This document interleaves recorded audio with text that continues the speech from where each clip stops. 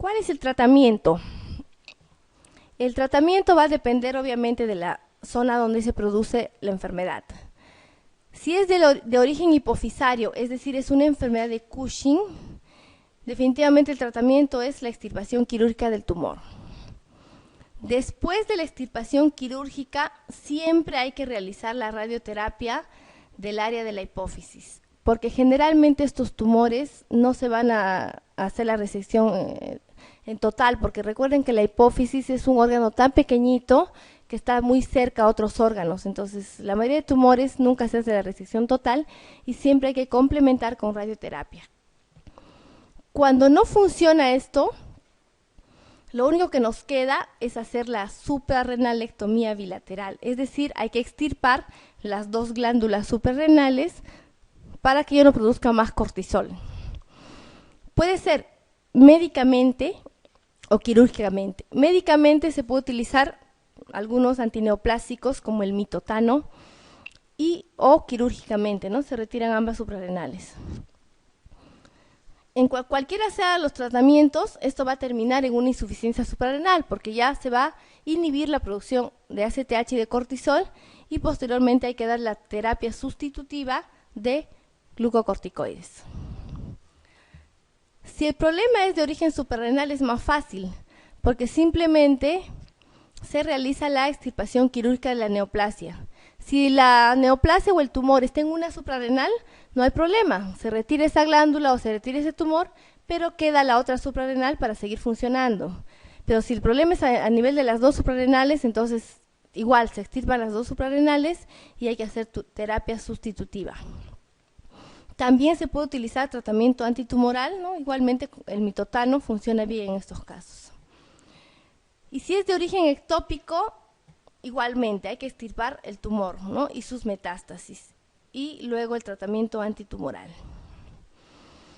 El Cushing exógeno siempre se debe hacer la supresión progresiva de la administración de los corticoides. Nunca se debe suspender bruscamente cuando se utilizan corticoides en dosis altas durante más de 3 semanas.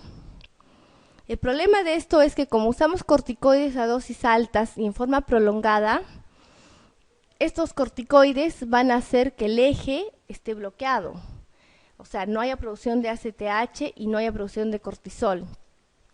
Si suspendo bruscamente la administración de corticoides en estos pacientes, voy a obtener una crisis suprarrenal aguda porque el paciente se va a quedar sin corticoides, porque el eje ha estado bloqueado quién sabe por cuánto tiempo.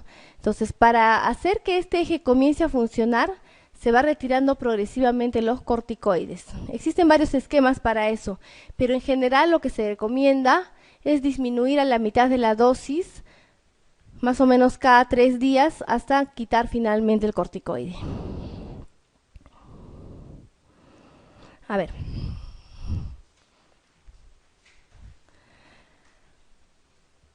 La causa más frecuente del síndrome de Cushing es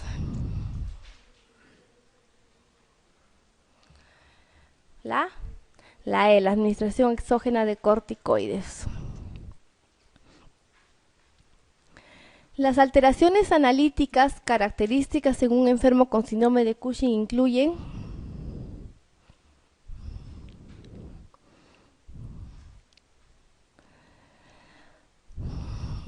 habíamos mencionado que el paciente tiene poliglobulia, leucocitosis y linfopenia.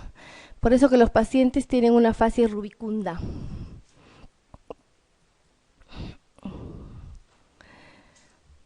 Debe sospecharse síndrome de Cushing en un niño obeso que además presenta anorexia, pubertad precoz, detención de crecimiento, leucopenia, anemia.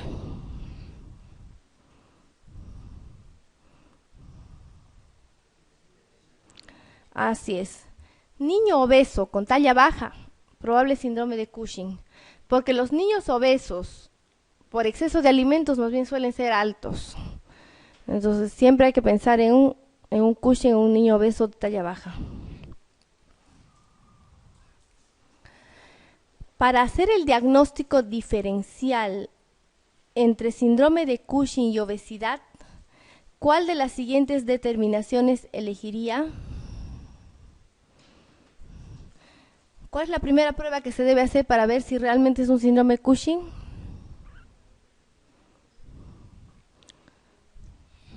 Cortisol plasmático de transmisión de ACTH, cortisol plasmático tras administración de dexametasona, cortisol plasmático basal, cortisol libre en orina en 24 horas o cortisol en orina tras administración de dexametasona. La D, cortisol libre en orina de 24 horas. Es la prueba prácticamente de screening. Con esa prueba veo, ¿es Cushing o no es Cushing? No, porque la obesidad y el alcoholismo son los diagnósticos diferenciales más importantes de un síndrome de Cushing.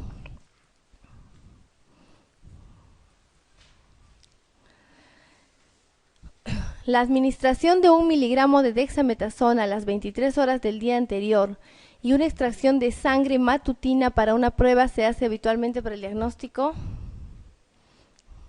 síndrome Cushing, ¿no? Está muy fácil.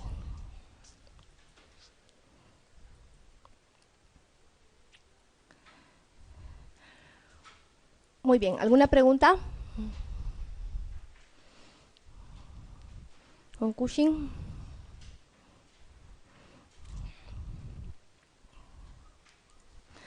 Entonces, en conclusión, el síndrome de Cushing es un exceso de glucocorticoides. La insuficiencia suprarrenal es lo contrario, es una deficiencia de glucocorticoides. La insuficiencia suprarrenal se va a dividir en dos grandes grupos, primaria o secundaria. Es insuficiencia suprarrenal primaria cuando la falla se da a nivel de las glándulas suprarrenales. La insuficiencia suprarrenal primaria se conoce con el nombre de enfermedad de Addison. Entonces hay alguna patología que hace que no se produzcan los glucocorticoides a nivel de la suprarrenal. Y la secundaria es cuando a nivel de la hipófisis hay una deficiencia de ACTH. Entonces, al haber deficiencia de ACTH, también hay deficiencia de glucocorticoides. Dentro de ambas, ¿no? Dentro de la glándula primaria, de la enfermedad primaria, la principal causa es la destrucción de la glándula. Dentro de esta, la causa autoinmune es la causa más frecuente. Después de esta tenemos las causas infecciosas, la tuberculosis, la histoplasmosis principalmente. También dentro de esto se está describiendo actualmente por el VIH.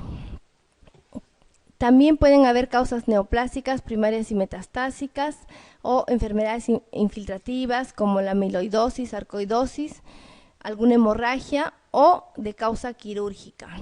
Por ejemplo, cuando le hacemos la suprarrenalectomía, como hemos visto en el caso anterior, va a producir obviamente una insuficiencia suprarrenal primaria. O puede haber una causa de falla metabólica. La hiperplasia suprarrenal congénita, lo que les había mencionado al inicio, ¿no? La deficiencia de la 21-hidroxilasa va a hacer de que no se produzca el cortisol. Entonces, eso se conoce con el nombre de hiperplasia suprarrenal congénita. Y el uso crónico de algunas drogas, ¿no? Muy frecuente el uso de ketoconazol. El ketoconazol inhibe la producción de glucocorticoides y puede llegar a una insuficiencia suprarrenal crónica. Incluso es uno de los fármacos que se podrían utilizar en un síndrome de Cushing cuando no tenemos otra alternativa. Obviamente con todos los efectos colaterales que produce esta droga. Dentro de todas estas causas, las principales causas son autoinmune y la tuberculosis. La causa autoinmune puede asociarse a otras enfermedades autoinmunes. Por ejemplo, el hipotiroidismo por tiroiditis de Hashimoto.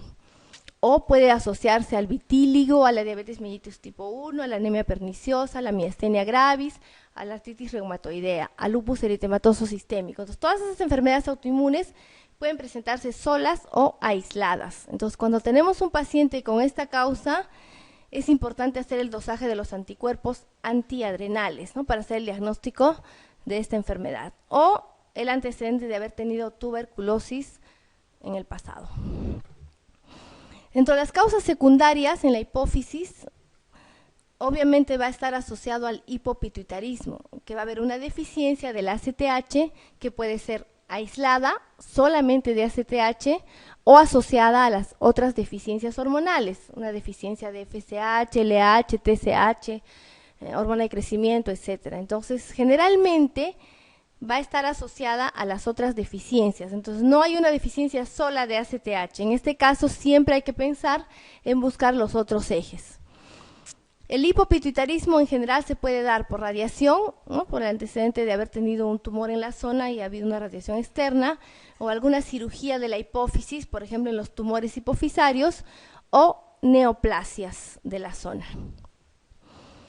Y la suspensión súbita de esteroides, como les había mencionado, lo que produce la insuficiencia suprarrenal aguda o crisis adrenal aguda. Entonces, la insuficiencia suprarrenal primaria, de origen netamente suprarrenal, que se conoce con el nombre de la enfermedad de Addison, la clínica va a ser bastante amplia y un poco no muy patognomónica de esta enfermedad, porque la mayoría de signos y síntomas se pueden presentar en cualquier otra enfermedad. Entonces, si existe una deficiencia de glucocorticoides, puede haber fatiga, laxitud, malestar, pérdida de peso, anorexia, náuseas, vómitos, dolor abdominal, diarrea, esteatorrea, hipotensión, debilidad, mialgias, artralgias, depresión, psicosis, alteraciones en la percepción. En el electrocardiograma se van a ver los cambios debidos a la hipocalemia. Entonces, como podemos ver, todos estos signos y síntomas pueden presentarse en cualquier otra patología. Podemos decirle al paciente que está desnutrido, que está cansado, estresado, que tiene anemia. Entonces, son signos muy inespecíficos, que hay que tener una gran sospecha diagnóstica. Si además de haber deficiencia de glucocorticoides, es decir, no hay alteración en la capa fascicular, también puede haber a nivel de la capa glomerular. Entonces se va a asociar una deficiencia en los mineralocorticoides. Esta clínica es mucho más evidente porque si recordamos, la aldosterona regula mucho lo que es la presión arterial, ¿no? Los niveles de líquido intravascular y los niveles de sodio. Entonces van a haber signos de deshidratación, hipotensión ortostática, disminución del gasto cardíaco y disminución de la respuesta a las catecolaminas. Otras características que puede presentar la enfermedad de Addison es la hiperpigmentación. Es muy típico que los pacientes con con enfermedad de Addison mencionen que hace 10 años su piel era más clara. Esta hiperpigmentación se va a deber a que el aumento de la ACTH, porque en estos casos recuerden que la ACTH está aumentada, el cortisol está bajo y la ACTH está aumentada. Este aumento de la ACTH hace que aumente la POMP. La POMP es una molécula muy grande que se va a romper en varias moléculas, y una de sus moléculas es la ACTH, pero otra de sus moléculas es la MSH, que es la proteína de los melanocitos. Entonces, al estar aumentada la ACTH, también va a estar aumentada esta proteína, entonces va a haber una hiperpigmentación. También se describe un anhelo de comer sal, ¿no? Estos pacientes comen la comida más salada, justamente debido a esto, ¿no? A la deficiencia de mineralocorticoides, porque sus niveles de sodio tienden a estar disminuidos. También puede haber amenorrea, disminución de la libido, disminución del vello púbico y axilar. Esto principalmente se debe a que hay una deficiencia en la producción de los andrógenos. Puede haber menopausia prematura, múltiples caries dentales, esplenomegalia e hiperplasia linfoide. No están todos los signos y síntomas presentes en todos los pacientes. En todos los casos siempre hay que tener una alta sospecha de la enfermedad.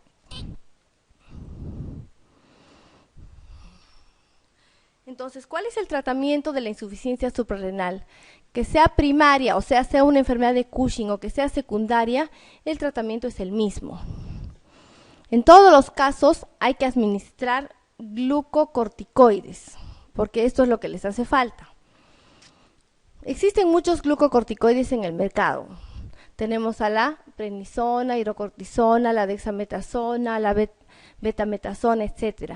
Pero de elección se debería administrar la hidrocortisona oral, porque es la molécula que se parece mucho al cortisol endógeno. pero lamentablemente no tenemos hidrocortisona oral. La alternativa que tenemos es que la hidrocortisona que viene para preparado parenteral se hace preparar en las farmacias, ¿no? Y lo convierten en tabletas orales. Pero si no tenemos esa opción, se puede utilizar la prednisona a dosis fisiológica. La prednisona se utiliza a 7.5 miligramos por día, 5 miligramos en horas de la mañana y 2.5 miligramos en horas de la tarde. La ventaja de utilizar hidrocortisona es que la hidrocortisona, aparte de tener el efecto glucocorticoide, también tiene el efecto mineralocorticoide. Entonces nos puede cubrir ambas necesidades, ¿no? Si hay una deficiencia de ambas capas, entonces ya tenemos cubierta ambas capas. La prednisona tiene un muy mínimo efecto mineralocorticoide, pero la dexametasona es un glucocorticoide muy potente, 30 veces más potente que la hidrocortisona, pero no tiene ningún efecto mineralocorticoide. Entonces, para efectos de este tratamiento, la dexametasona no es útil. Entonces, si la falla también es de los mineralocorticoides, es decir, hay una deficiencia de aldosterona, el tratamiento de lesión es la fludrohidrocortisona. Lamentablemente, este fármaco no lo tenemos a disposición en nuestro país. Entonces, optamos por usar o hidrocortisona o prednisona. En el caso de las mujeres, también se puede administrar la dehidroepiandrosterona, ¿no? Que es un andrógeno. En los varones no hay problema porque tienen los testículos para producir testosterona y no les hace falta estos andrógenos.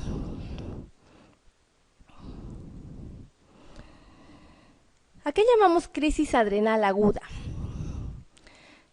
La crisis adrenal aguda es una disminución brusca de los niveles de cortisol en la sangre. La causa más frecuente de esta disminución brusca es la suspensión del uso de corticoides en forma crónica, como les había mencionado anteriormente, ¿no?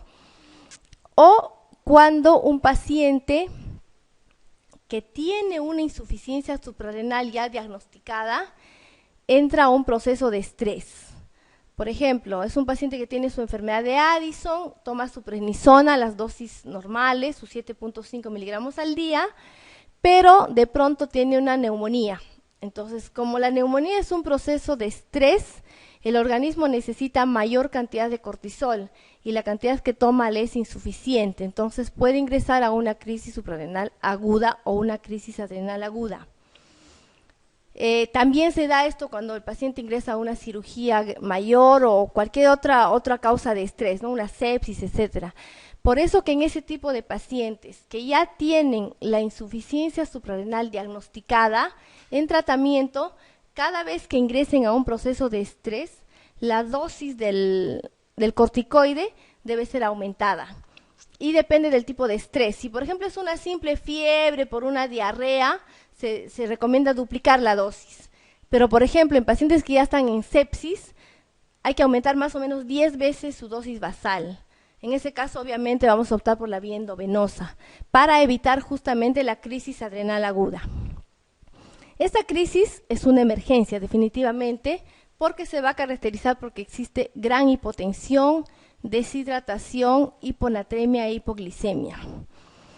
El tratamiento se debe hacer en forma inmediata, el paciente siempre debe estar hospitalizado en una unidad de cuidados intensivos. Hay que rehidratar al paciente, ¿no? Hay que administrarle suero salino endovenoso, hidrocortisona endovenosa a dosis alta y luego va disminuyendo el corticoide hasta que se resuelva el proceso que desencadenó la crisis, hasta llegar finalmente nuevamente a sus dosis de mantenimiento. Si no sospechamos esto es muy difícil, por eso que muchos pacientes que ingresan por sepsis, no por otra causa, hacen hipotensión que no responde a volúmenes. Entonces se sospecha que está haciendo una insuficiencia suprarrenal aguda, se le administra hidrocortisona y mejora su presión arterial.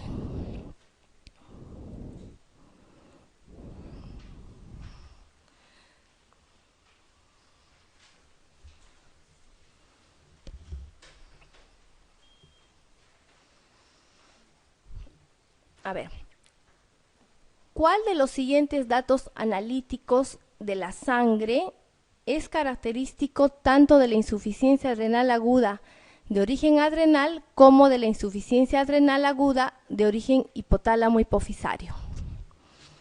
¿Elevación de ACTH? No, la elevación de ACTH solamente se da en la primaria, en la secundaria está disminuida. Hipopotasemia, el potasio depende básicamente de la aldosterona. Hiperglicemia, hiponatremia, descenso de aldosterona.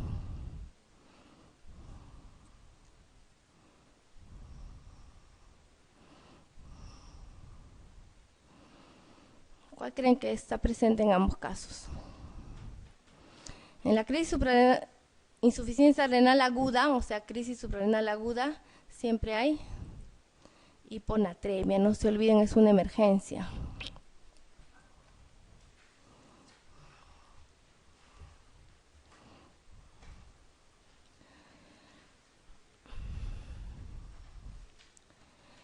Un paciente consulta por vómitos de repetición. La analítica muestra BUN elevado, hiponatremia, hiperpotasemia, acidosis metabólica hipoclorémica, el sodio es de 40, o sea que está en el límite. Usted debe sospechar de estenosis pilórica, vómitos de origen central con secreción inadecuada de ADH, insuficiencia suprarrenal, diabetes insípida, ingesta de paraquat, ¿no? Que es un...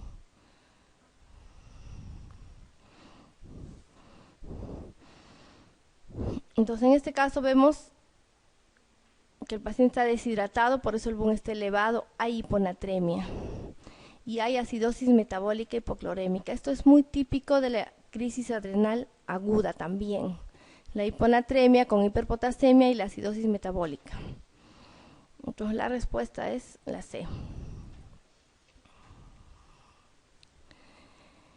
El tratamiento de la insuficiencia suprarrenal secundaria incluye hidrocortisona, fluorocortisona, sales de potasio, dieta sin sal, resinas de intercambio catiónico. La hidrocortisona, ¿no? La insuficiencia suprarrenal secundaria o primaria, el tratamiento es el mismo, siempre con corticoides.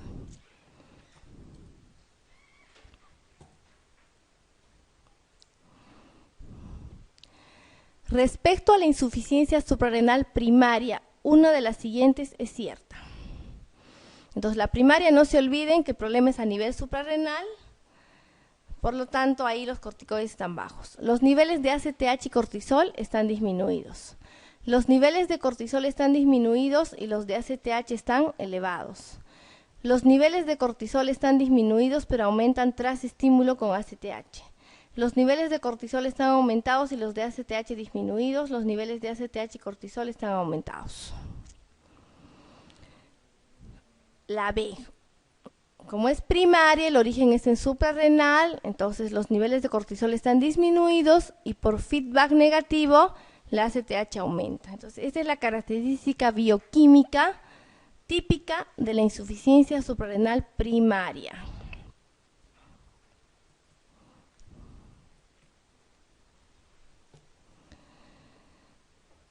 Todas las siguientes son características de la insuficiencia suprarrenal, salvo una. Astenia y anorexia, náuseas y vómitos, hipopotasemia, hipoglicemia, hipotensión. Hipopotasemia, más bien está aumentado el potasio, hay hiperpotasemia.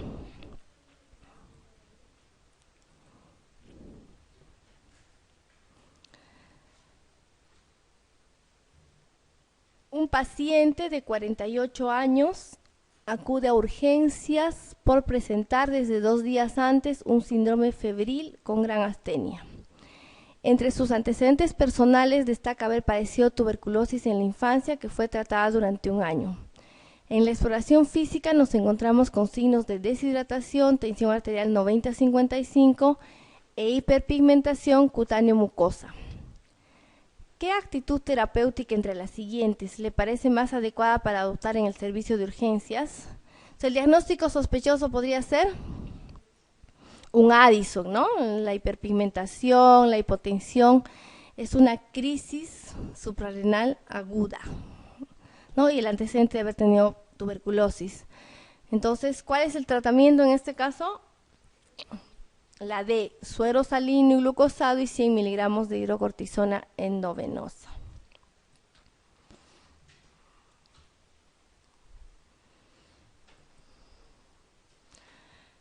Bien, ¿preguntas? Ahora vamos a revisar la médula suprarrenal. Perdón, la capa glomerular. La capa glomerular entonces va a producir los mineralocorticoides. El principal mineralocorticoide es la aldosterona, que va a ser parte de un sistema renina, angiotensina, aldosterona, y cuya función principal es aumentar la reabsorción de sodio. Entonces, ¿cómo se va a presentar esto? Para llegar a producir la aldosterona, a nivel del hígado se va a producir una proteína llamada angiotensinógeno. Esta proteína, gracias a la renina que se produce en los riñones, en el túbulo contorneado proximal, en el aparato yuxtaglomerular, se va a producir la renina y esta va a transformar el angiotensinógeno en angiotensina 1, que se produce principalmente también a nivel hepático. Esta proteína, gracias a la enzima convertidora de angiotensina a nivel pulmonar principalmente, se va a convertir en angiotensina 2. Y la angiotensina 2 va a estimular a la corteza adrenal en la capa glomerular para la secreción de aldosterona. Ese es el principal estímulo. Pero además de esto, los niveles de potasio también van a estimular a la secreción de aldosterona. Si el potasio está elevado en la sangre, va a ser también un estímulo para la producción de aldosterona. ¿Por qué?